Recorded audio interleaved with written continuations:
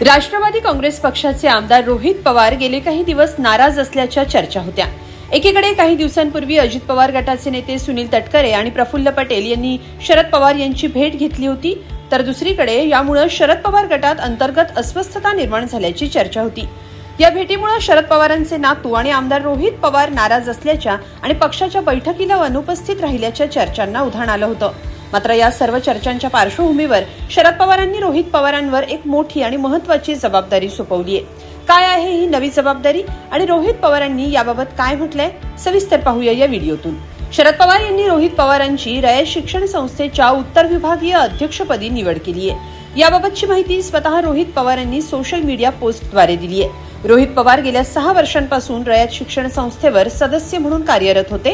आता त्यांच्याकडे उत्तर विभागाच्या अध्यक्षपदाची धुरा देण्यात आली आहे। या निवडीबद्दल रोहित पवारांनी आनंद व्यक्त करत एक पोस्ट केली आहे। त्यात ते लिहितात, बहुजन समाजाच्या मुलामुलींना शिक्षणाच्या प्रवाहात आणण्यासाठी कर्मवीर भाऊराव पाटील यांनी स्थापन केलेल्या आणि आदरणीय पवार साहेबांच्या हाती धुरा असलेल्या रयत शिक्षण संस्थेच्या उत्तर विभागीय अध्यक्षपदी निवड केल्याबद्दल आदरणीय पवार साहेब आणि संस्थेच्या सर्व वरिष्ठ पदाधिकाऱ्यांचे मनापासून आभार। गेली 6 वर्ष संस्थेवर सदस्य म्हणून आणि सर्वांना सोबत घेऊन केलेल्या कामाची ही पोचपावतीच आहे असं मी मानतो।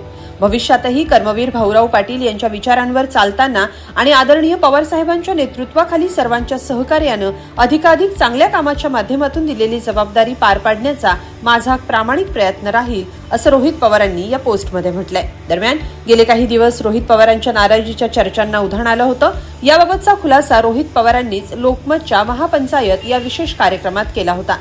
यावेळी बोलताना रोहित यांनी पक्ष त्यांना पाठिंबा देवो किंवा न देवो ते पवार साहेबांच्या विचारानं प्रामाणिकपणे लढत राहतील असं सांगितलं। तसंच पक्षात काहीही चर्चा सुरू असली किंवा इतर नेते काहीही निर्णय घेत असले तरी ते त्यांच्या भूमिकेवर ठाम आहेत आणि नाराज होऊन बसण्यापेक्षा लढत राहणं पसंत करेन असं रोहित पवार म्हणाले। कोण लोकांसाठी लढेल नाही लढेल हे मला माहित नाही, मी मात्र त्या ठिकाणी लढणार। त्यामुळे पार्टीने मला सपोर्ट केलं नाही तर नाही केलं तरी पवार साहेबांचा विचार माझ्यामध्ये असल्यामुळे, त्यांचा वरदास्त त्यांचा आशीर्वाद असल्यामुळे मी प्रामाणिकपणे त्या ठिकाणी लढणार।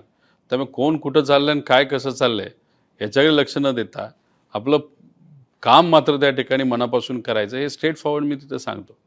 कारण कसं असतं की आता सगळेच आपल्याला ताकद देतील, पाठिंबा देतील आणि त्याची वाट बघत राहिल्यापेक्षा आपण आपली बॅटिंग त्या ठिकाणी सुरू करावी आणि प्रामाणिकपणे तो गेम खेळावा टीम जिंकण्यासाठी।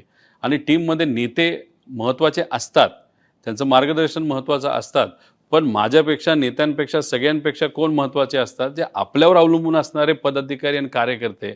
आज कार्यकर्ते हे अडचणीत आलेले आहेत, त्यांनाच कळेना भूमिका काय, ती स्पष्ट भूमिका घेण्याची वेळ आलेली आहे। मी ती भूमिका आज या ठिकाणी घेतो।